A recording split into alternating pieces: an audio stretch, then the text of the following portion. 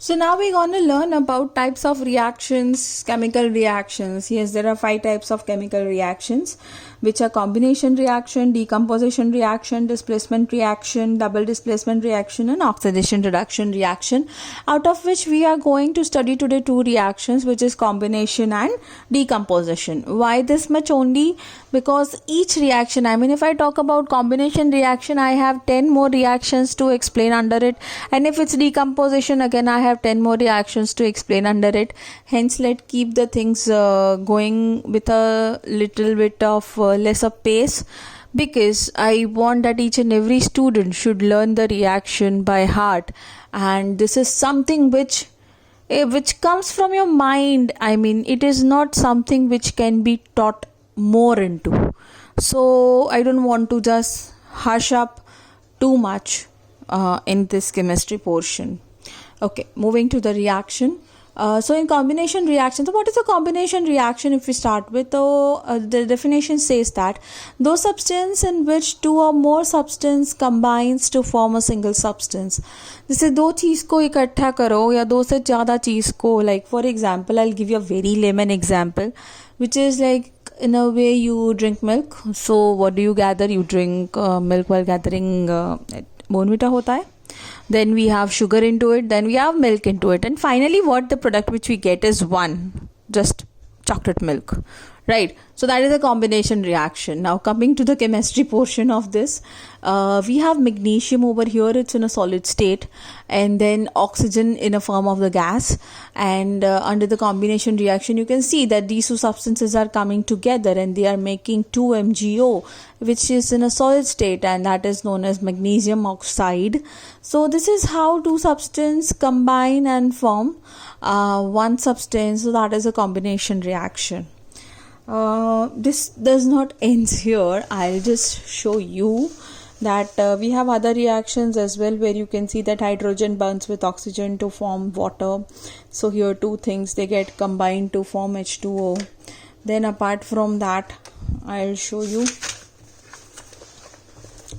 we have example 3, where carbon reacts with oxygen to form CO2, hydrogen combining with chlorine to form HCl, sodium reacting with chlorine to form NaCl, which is salt. Then here we have iron reacting with sulfur to form iron sulfide.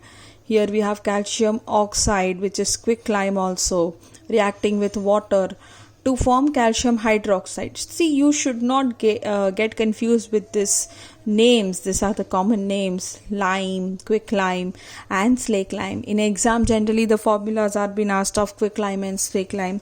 So don't get confused. This is one of the important equation which I am showing you and which I'll be sending you as well. Again, we have another equation where calcium hydroxide mixed with the carbon dioxide from the air to make calcium carbonate, and water has been released. This reaction is under the discussion that how it's been made and how the surface is being coated with this. Okay, it is used for this calcium carbonate is used for whitewashing. That is, in Gujarati we say chuna, right? जो मारते भी है और लगाते भी है.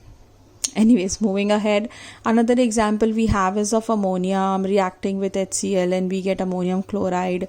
Then we have carbon monoxide reacting with oxygen and we get carbon dioxide. So this is the 9th example you can see here. This is the 10th example where you see sulfur dioxide reacting with oxygen and we get 2SO3, that's sulfur trioxide. Sulfur trioxide is generally not a stable compound. It does not retain itself for a longer time. But here the aspect is that in each of the reaction, like if you say combination, decomposition, displacement, we have 10 examples further to study, and each and every example is very important in terms of reaction. So make sure that when I send you these reactions in a form of the PDF or worksheet, don't forget to practice it and write it for at least 2 to 3 times.